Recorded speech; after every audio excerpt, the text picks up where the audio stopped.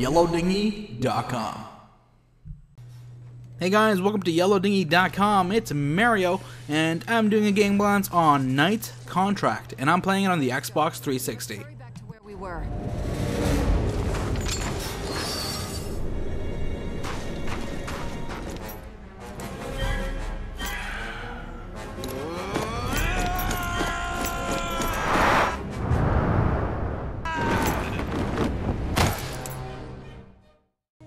You play as this knight-type character, who in the past was an executioner.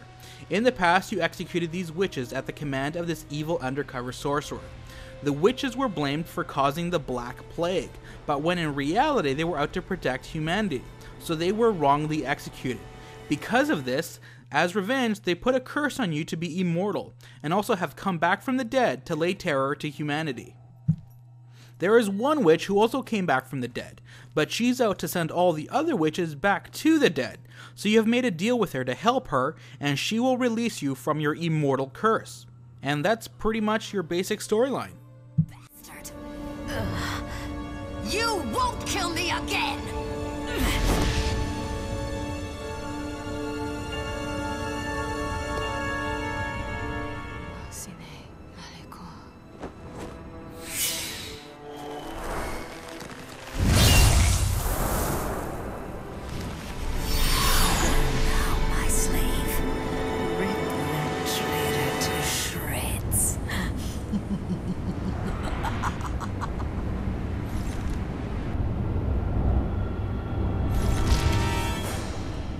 You're late, Heinrich.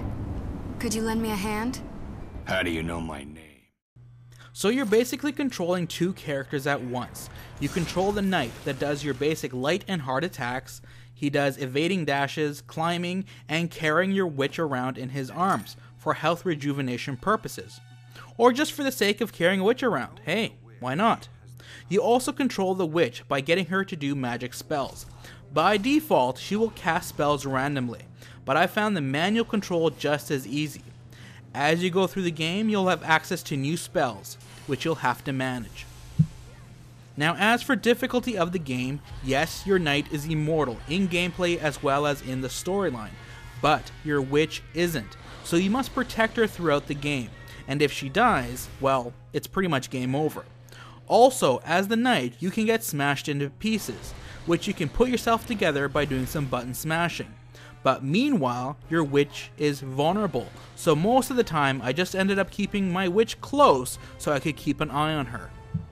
The controls for the most part are good. The game does a good job of allowing the gamer to control two characters at once without having a convoluted controller layout. And as a side note, there is minor camera issues, especially in close combat quarters. The only hint of multiplayer is leaderboards, which I'm sure very few care about. So no, there isn't any multiplayer.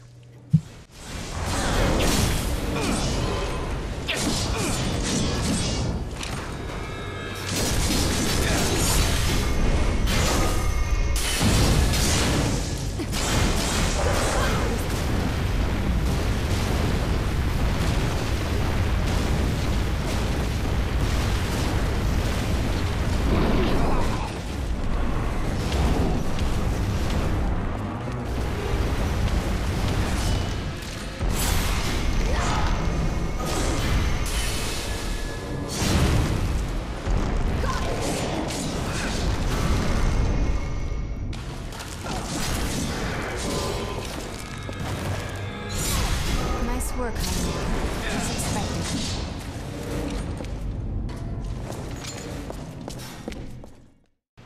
The graphics for the most part are very weak, made up of poor textures, poor character design, and clipping issues up the yin-yang.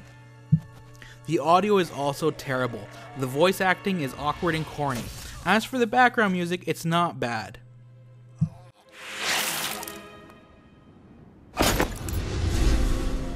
Bind his soul to mine, until death separates us.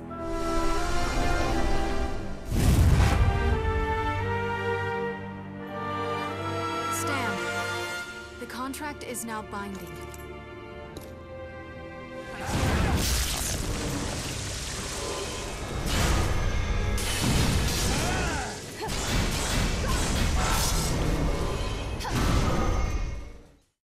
The storyline is intriguing, and the gameplay is actually not bad.